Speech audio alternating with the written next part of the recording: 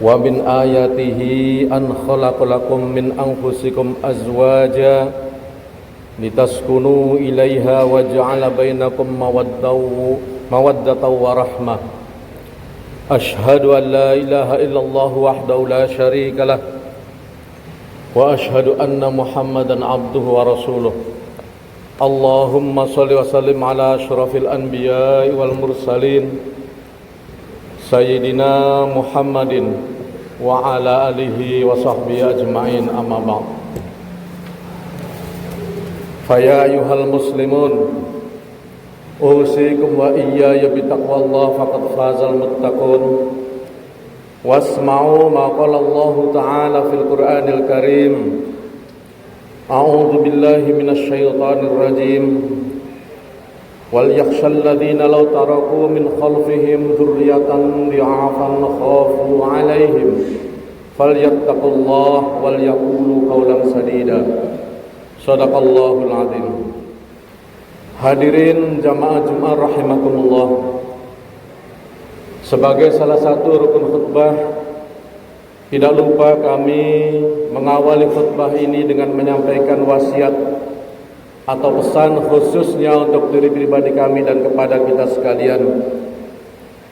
Marilah kita terus berupaya meningkatkan kedekatan kita dan ketakwaan kita kepada Allah Subhanahu wa taala. Karena kita tahu bahwa sebagaimana yang Allah firmankan, inna akramakum indallahi atqakum, orang yang paling mulia dalam pandangan Allah bukanlah karena ia memiliki banyak kekayaan, bukan karena ia memiliki jabatan yang tinggi-tinggi, akan tetapi kata Allah, karena ia memiliki ketakwaan yang lebih daripada yang lain. Takwa itu secara umum kaum muslimin rahimakumullah adalah kita terus berusaha menjalankan segala perintah-perintah Allah dan terus berusaha menjauhi segala larangannya. Hadirin kaum muslimin rahimakumullah, mungkin masih banyak yang belum tahu bahwa di akhir bulan Juni ini, tepatnya pada tanggal 29 Juni, bangsa Indonesia merayakan Hari Keluarga. Itulah sebabnya pada kesempatan kali ini kami ingin mengajak kita semua, seluruh jamaah di masjid ini, untuk back to keluarga, kembali kepada keluarga.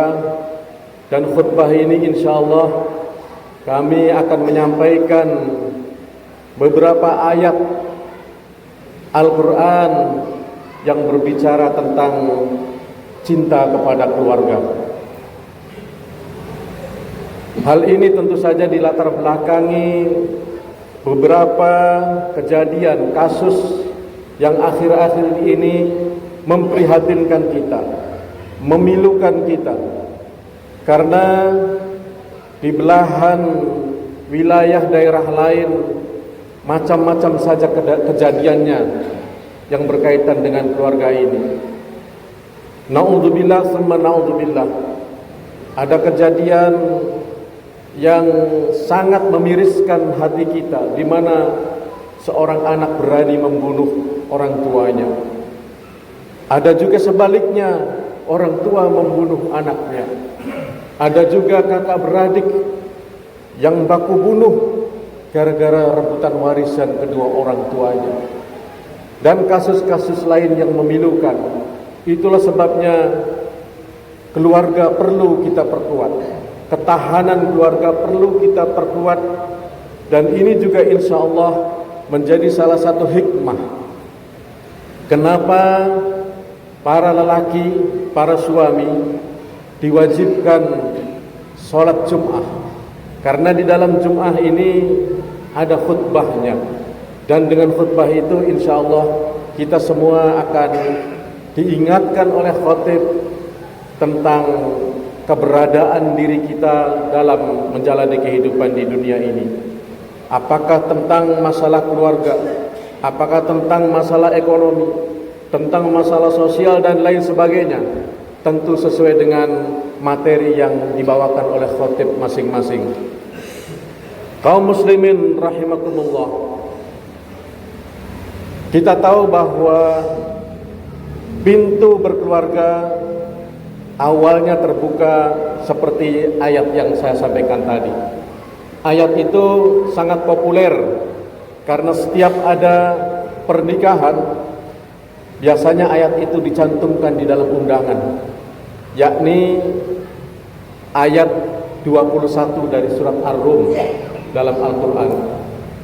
Kata Allah, dan sebagian tanda-tanda kekuasaan Allah adalah Allah menciptakan dari jenis kamu pasanganmu, azwajan, istri-istrimu, litaskunu ilaiha, agar kamu semua tentram, sakinah, wa ja'ala bainakum mawaddata wa rahmah, dan menjadikan kamu semua berkasih sayang, ya, satu sama lain di antara suami dan istri. Artinya melalui ayat ini sebenarnya landasan yang paling pertama dan harus diutamakan oleh kita dalam berkeluarga adalah samawa, sakinah, mawaddah, warahmah. Kedua, mempelai istri kita, para suami juga perlu bisa saling memahami untuk mewujudkan samawa ini, saling memahami satu sama lain, saling memahami kekurangan pasangan kita masing-masing, sehingga kita tidak perlu berkeras hati, tidak perlu kemudian dalam keseharian kita misalnya kita bertengkar dan sejenisnya. Kaum muslimin rahimakumullah, di dalam surat At-Tahrim ayat 6 Allah Subhanahu wa taala juga mengingatkan kita, para suami, para lelaki. Kata Allah, ya ayyuhalladzina amanu qu anfusakum wa ahlikum naro. Wahai orang-orang yang beriman, jagalah dirimu dan keluargamu dari api neraka. Ayat ini menunjukkan bahwa kita memiliki tanggung jawab yang cukup besar, baik terhadap keselamatan diri kita masing-masing dan juga terhadap keselamatan keluarga kita, yang menjadi tanggung jawab kita, yang kita pimpin. Itulah sebabnya tidak salah Rasulullah menyatakan kullukum ra'in wa kullukum mas'ulun an ra'iyatih, bahwa setiap kamu adalah pemimpin dan setiap apa yang kamu lakukan dalam kepemimpinan akan ditanya oleh Allah kelak. Jadi pasti seorang laki-laki adalah pemimpin. Pertama, memimpin diri kita sendiri agar kita tidak terjerumus ke dalam api neraka. Tentu yang belum misalnya terlanjur melakukan dosa-dosa besar, mari menahan diri agar kita tidak melakukan dosa-dosa besar, terutama syukur-syukur sampai dosa-dosa kecil kita juga bisa tahan diri. Yang sudah pernah misalnya, apakah karena ketidaktahuan ataukah karena situasi dan kondisi tertentu sehingga kita pernah terjebak melakukan dosa-dosa, baik kepada Allah, baik kepada sesama manusia. Mumpung ada kesempatan, mari kita bertobat, kita minta ampun kepada Allah Subhanahu wa taala, dan kita juga minta maaf kepada orang-orang yang pernah kita sakiti misalnya, karena dosa kepada Allah mungkin sebagian besar ulama menilai lebih mudah taubatnya. Kenapa? Karena Allah itu Maha Pengampun, Maha Penyayang. Tetapi dosa dengan sesama manusia belum tentu mudah diampuni, karena manusia berbeda dengan Allah. Manusia punya emosional, sebagian manusia bahkan punya hati pendendam dan sejenisnya. Itulah sebabnya mumpung masih ada di dunia ini, mari kita meminta maaf kepada orang-orang yang pernah kita lukai, baik luka fisik maupun luka hati.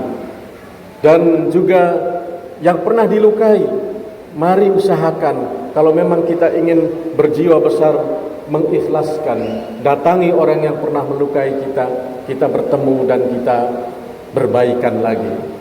Hadirin kaum muslimin rahimakumullah, itu adalah tanggung jawab terhadap diri kita masing-masing. Tetapi tanggung jawab terhadap keluarga kita adalah kita berusaha bagaimana agar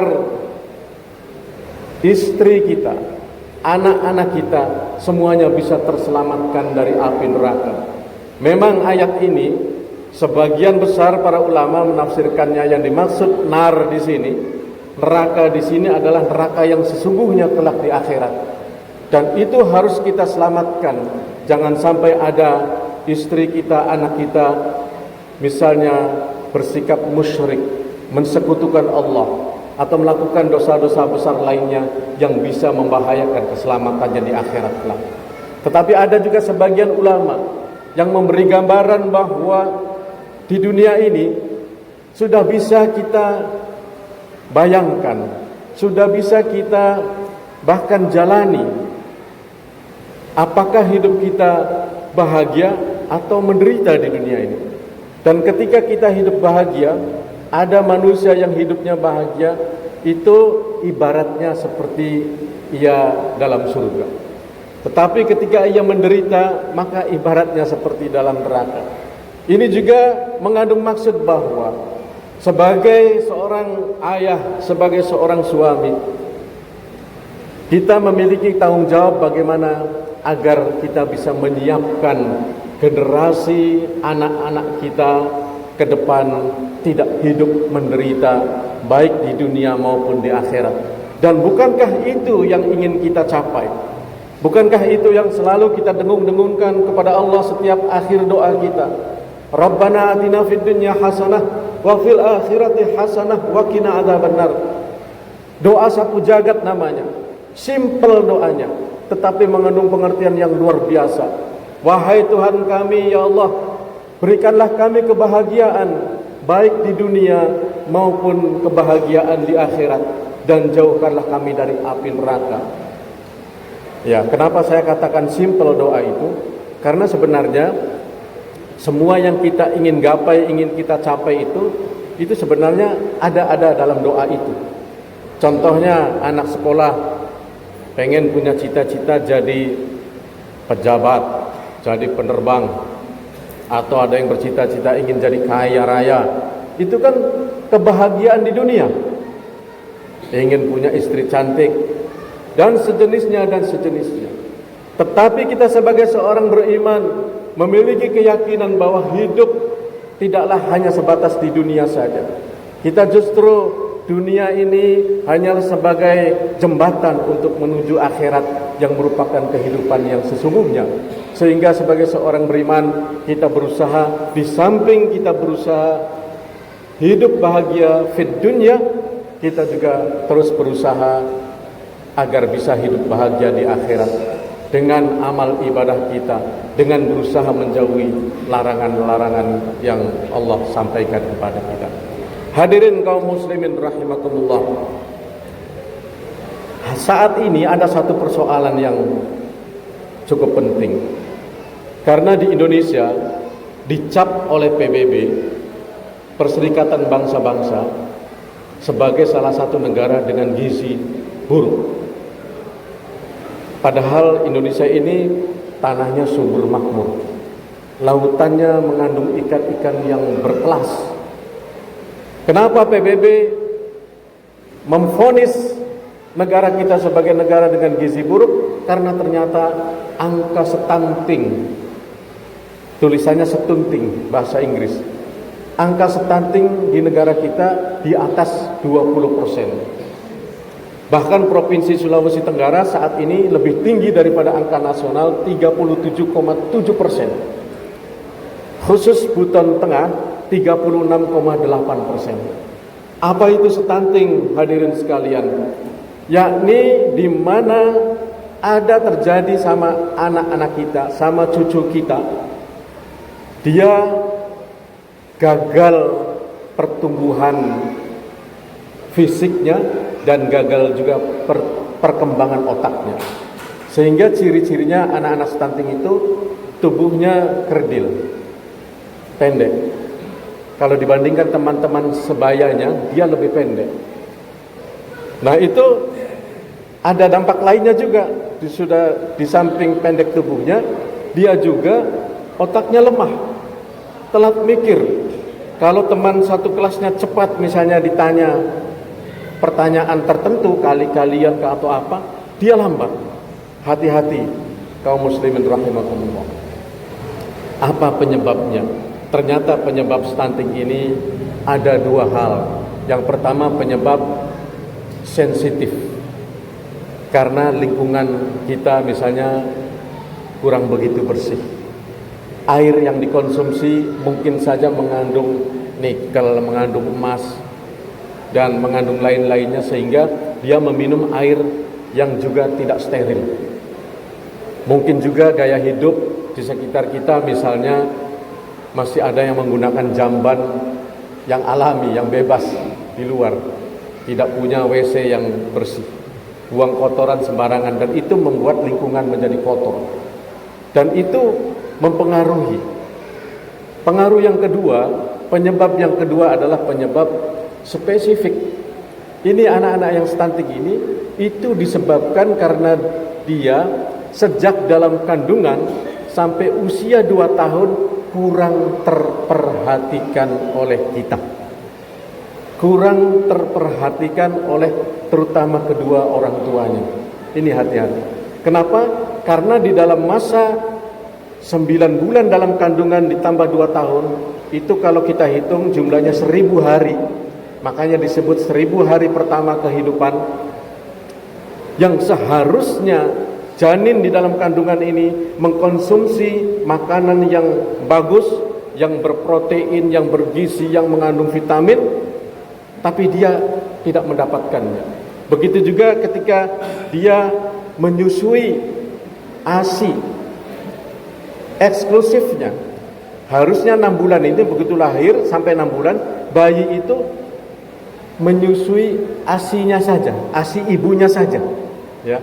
Jangan ditambah makanan lain. Tapi ada sebagian pemahaman baru 3 bulan umurnya diberi pisang, katanya wah anak saya hebat sudah mau makan pisang. Padahal hati-hati, justru itu adalah kesalahan dari segi medis. Harusnya selama 6 bulan habis lahir itu khusus menyusui pada ibunya saja. Nah sekarang tinggal agar air susu ibu itu berkualitas, maka ibunya lah yang memakan makanan yang bergizi, protein, vitamin dan sejenisnya. Nah ini, kemudian makanan tambahannya berikutnya haruslah yang bagus. Jaga anak-anak kita dari makan mie instan, snack, gula-gula dan sejenisnya. Itu ternyata berpengaruh. Apalagi kalau orang tuanya misalnya malas, wah sudahlah kasih snack saja, yang penting dia diam. Hati-hati. Hadirin kaum muslimin rahimakumullah.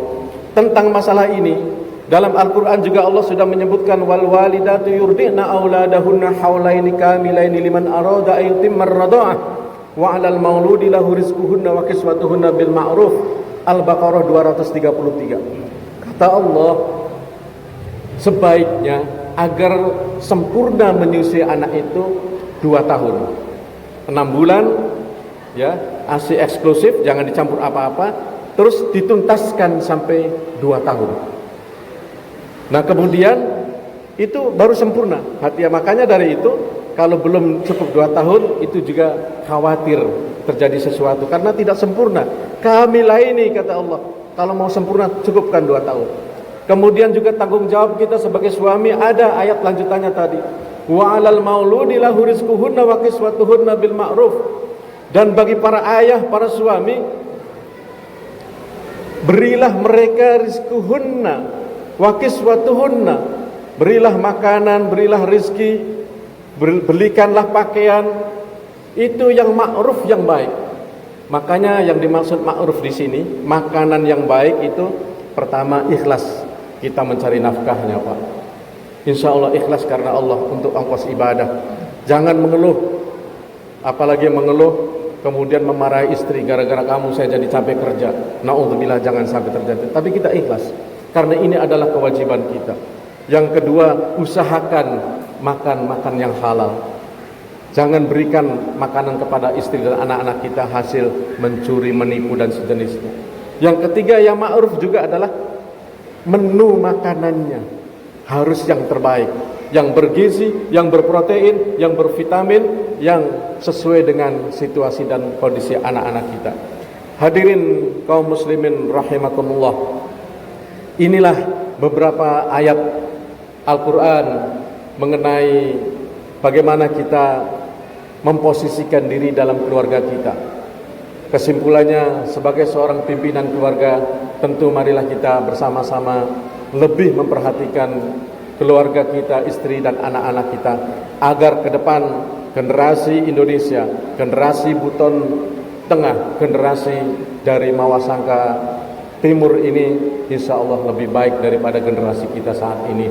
Barakallahu li wa lakum fil Qur'anil azim wa nafa'ani wa iyyakum bima fihi minal ayati wa dzikril hakim wa taqabbal minni wa minkum tilawatahu innahu huwas samiul basir.